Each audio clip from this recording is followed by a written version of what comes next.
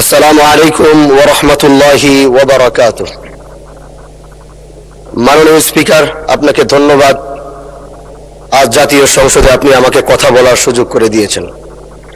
প্রথমে আমি আমার অঞ্চলের মাদারীপুর 1 শিবচরের প্রত্যেকটি মানুষকে আমি আন্তরিকভাবে স্মরণ করছি, যারা আমাকে এই জাতীয় সংসদে পাঠাবার জন্য তারা সংগ্রাম করেছে, আন্দোলন করেছে, ইনসাফ প্রতিষ্ঠার সেই আওয়াজগুলোকে জাতির সামনে তুলে ধরে তারা আমাকে জাতীয় সংসদে পাঠিয়েছে। এই জন্য আমি তাদেরও কৃতজ্ঞতা জানাচ্ছি। আল্লাহ পাকের কাছে শুকরিয়া আদায় করছি। জীবনে অনেক জায়গায় কথা বলেছিলাম, কারণ আমরা যেখানে দাঁড়িয়েছি, বিশেষ করে আমি আবারও স্মরণ করতে চাই, বাংলাদেশ খেলাফত মজলিস থেকে আমরা 2 জন নির্বাচিত হয়েছি, তার মধ্যে আমি একজন। এজন্য এই দলের প্রতিষ্ঠাতা শেখুল হাদিস আল্লামা আজিজুল হক রহমতুল্লাহ আলাইকে আমি এই জাতীয় সংসদ থেকে স্মরণ করছি, এবং এই দলের যিনি এখন বর্তমানে প্রধান, আমাদের দলীয় প্রধান আল্লামা মামুনুল হক দামাত বারাকাতুহুমকে কৃতজ্ঞতা জানাচ্ছি। তিনি আমার উপর আস্থা এবং ভরসা রেখে আমাকে নমিনেশন দিয়েছিলেন। মাননীয় স্পিকার, তার সাথে সাথে আমি স্মরণ করতে চাই,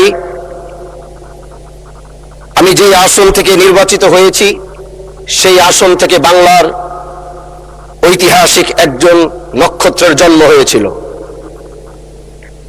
যার জন্ম না হলে 1947 সাল হতো কিনা, তাদের আন্দোলন না থাকলে জানি না।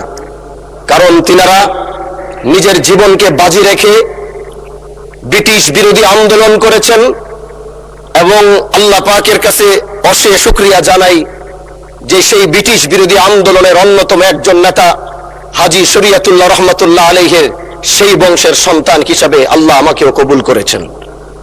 মাননীয় স্পিকার, হাজী শরীয়তুল্লাহর কথা যদি বলতে হয়, তিনি যেভাবে এই দেশকে অন্যায় অবিচার মুক্ত করার জন্য, এদেশের মানুষ ছিল নির্যাতিত, এদেশের কৃষকরা ছিল নির্যাতিত, এদেশের মুসলমানরা ছিল নির্যাতিত। একদিকে ব্রিটিশ মুসলমানদের উপর অত্যাচার করছিল, আরেক দিক থেকে হিন্দু জমিদাররা তারা মুসলমানদের উপরে একচেটিয়া অন্যায় অবিচার স্ট্রিম রুলার চালিয়ে যাচ্ছিল। তখনই এই বাংলার বুকে হাজী শরীয়তুল্লাহর আগমন হয়, এবং তিনি ইনসাফ প্রতিষ্ঠার যে সংগ্রাম শুরু করেছিলেন, সেই সংগ্রামের মধ্য দিয়ে আসে 1947 সাল, এবং সেই 1947 সাল পাওয়ার কারণেই আমরা 1971 সাল পেয়েছি। হাজী শরীয়তুল্লাহ যদি 1947 দিত, তাহলে আমরা 1971 সাল পেতাম না। মাননীয় স্পিকার, আজ দাঁড়িয়েছি শুধু শিবচরের কথা বলার জন্য নয়, আমরা একটি বিশাল কমিউনিটি থেকে বিলং করি। আমরা দেশ ও জাতির কণ্ঠ হয়ে কথা বলার জন্য জাতীয় সংসদে এসে দাঁড়িয়েছি। আমাদের সংসদের ওই পাশে যারা রয়েছেন, তারা শুধু মনে করেন যে আমরা শুধু তাদের বিরোধিতার জন্য দাঁড়িয়েছি। বিরোধী দল মানে শুধু বিরোধিতা করা নয়, সরকারি দল যদি ভালো কাজ করবে, বিরোধী দলের মঞ্চে দাঁড়িয়েও তাদের প্রশংসা করতে আমরা বিন্দু পরিমাণ দ্বিধা করব না। এবং আমরা সরকারি দলের যারা রয়েছেন তাদেরকে ধন্যবাদ জানাবো, কারণ আজ আপনি যেখানে বসেছেন, আপনার মাথার উপরে লা ইলাহা ইল্লাল্লাহু মুহাম্মাদুর রাসূলুল্লাহ, অবশ্যই এটা তাদের অবদান, এটা অস্বীকার করার কোনো সুযোগ নাই। আপনার মাথার উপরে যদি আবার তাকাই, তাহলে দেখি ওখানে লেখা বিসমিল্লাহির রহমানির রহিম। এই লেখা দেখলে আমাদের ভালো লাগে, এগুলো আমরা ফেরত পেয়েছি। সরকারি দলের প্রশংসা যদি করতে হয়, তাহলে আমরা এইভাবে করব। যখন তাদের প্রশংসা করা দরকার, আমরা দাঁড়িয়ে প্রশংসা করব।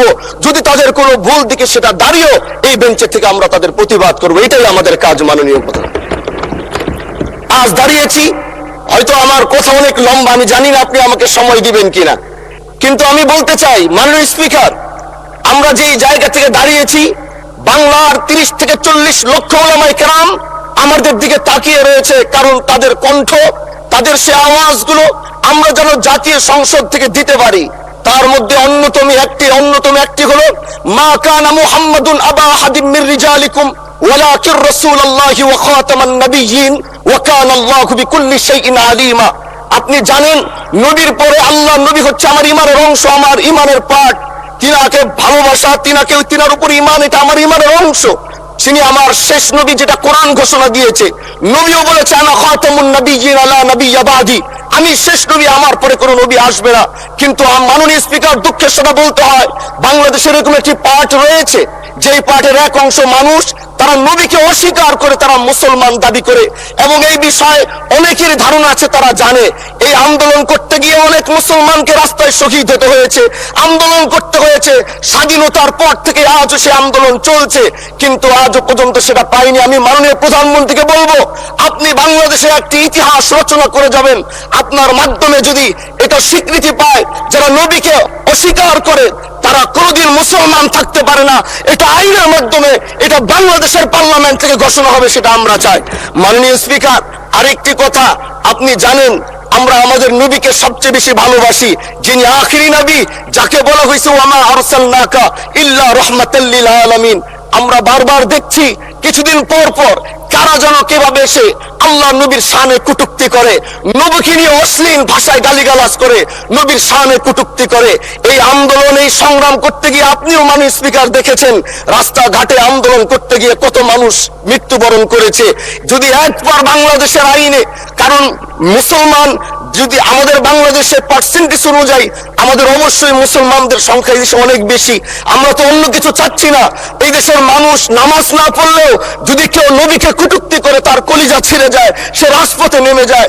আমি বলবো, যারা নবীকে কটূক্তি করে, নবীর নামে গালিগালাজ করে, এদের মৃত্যুদণ্ড, এই আইনটাও যেন বাংলাদেশের এই সংসদ থেকে পাশ করা হয়।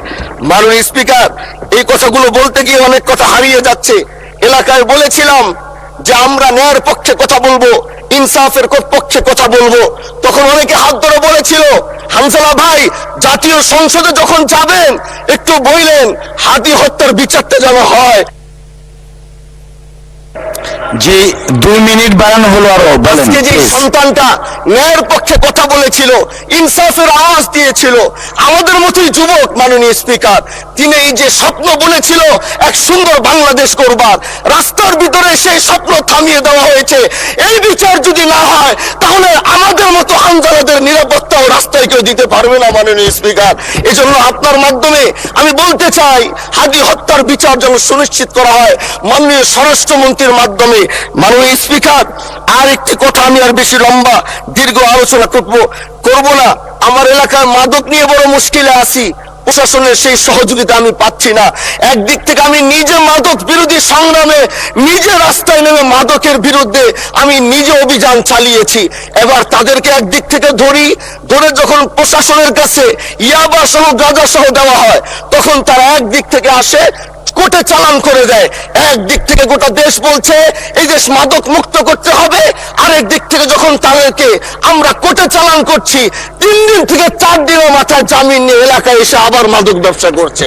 এই জন্য মাননীয় আইনমন্ত্রীকে বলবো, আপনি এই ইয়াবা গাঁজা যেই বড় বড় নেশাগুলো আমাদের দেশে বেশি সচরাচর চলছে, এই বিষয়ে আইনটাকে আরেকটু মজবুত যদি করবেন, তাহলে আমরা মনে করব আমরা এই দেশ, এই সমাজটাকে আমরা হয়তো আগামীর বাংলাদেশ, আগামীর যারা যুবক, মাননীয় স্পিকার, আপনার খারাপ লাগবে, যুবকগুলো গ্রামের তারা ধ্বংস হয়ে যাচ্ছে।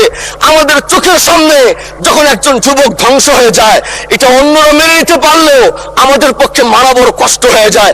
আমরা দেশটাকে বাঁচাতে চাই, আমরা আগামীতে ওরকম কিছু যুবক তৈরি করতে চাই যারা নেশা ধরবে না, তারা পড়াশোনা করবে, তারা দেশের জন্য ফিকির করবে। মাননীয় স্পিকার, আমি সত্যের পক্ষে থাকবো, আমি অন্যায়ের বিরুদ্ধে সোচ্চার থাকবো, আমি গণমানুষের কণ্ঠ হয়ে করবো। আমি এমন। ধন্যবাদ মাননীয় সদস্য, অসংখ্য ধন্যবাদ।